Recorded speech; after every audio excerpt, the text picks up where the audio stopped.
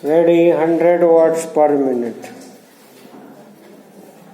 Start.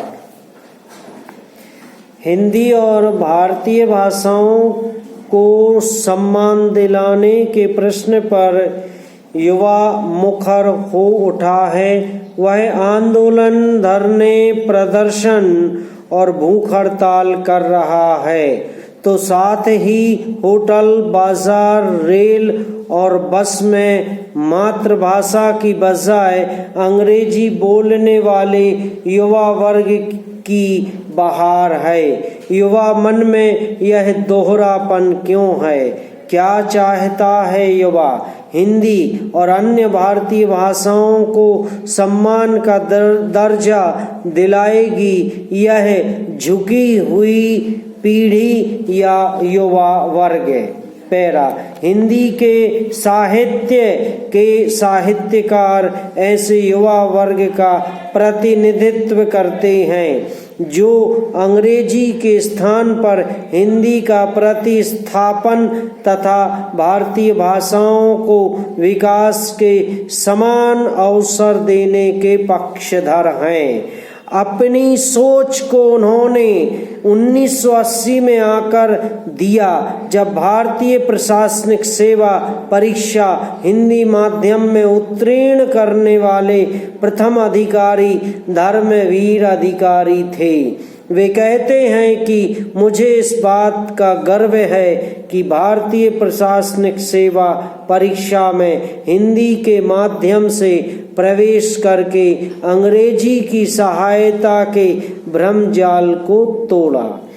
उस समय तक प्रशासनिक सेवा परीक्षा देने वाले युवा के मन में हीन भावना रहती थी कि हिंदी के माध्यम से परीक्षा देने पर संभवतः चयन नहीं हो सकेगा। मेरे चयन से यह भ्रम टूट गया। पैरा। उच्च शिक्षा, प्रशासनिक सेवाओं और अन्य उच्च पदों पर हिंदी के प्रवेश पर वे कहते हैं हजारों वर्षों की गुलामी का असर सिर्फ 40 सालों में चला जाएगा। हम इसकी अपेक्षा कैसे करें? हमारे संविधान में 2 अत्यंत महत्वपूर्ण और क्रांतिकारी कदम उठाए थे।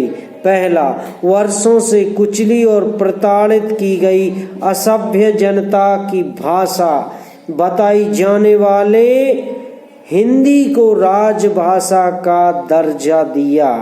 दूसरा यह कि हजारों वर्षों से अपमानित, शोषित, अछूत वर्ग को न केवल बराबरी का अधिकार दिया बल्कि उनके विकास के लिए विशेष व्यवस्था भी की। पैरा।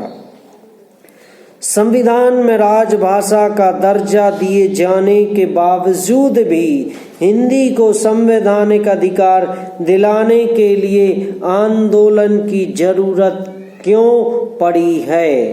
आंदोलनरत युवा वर्ग सशक्त और निर्णायक स्थिति में क्यों नहीं है? पैरा। इस प्रश्न पर वे बहुत सटीक बात कहते हैं। अंग्रेज चले गए, राजनीतिज्ञों को सत्ता मिल गई, पूंजीपतियों को सुविधाएं और विशाल बाजार मिल गया। जमींदारी प्रथा समाप्त होने का कारण यह था कि वे आजादी के शत्रु थे, यानी तंत्र में बुनियादी परिवर्तन नहीं आया। नौकरशाही पूर्ववत रही। एक ऐसे वर्ग के साथ प्रशासन की बागडोर रही जो अंग्रेजी भाषा के अलावा किसी अन्य भारतीय भाषा में निपुण नहीं था, मानसिक रूप से गुलाम था। सत्ता में एक बार आया व्यक्ति कभी नहीं चाहता कि सत्ता उसके हाथ से छिन जावे।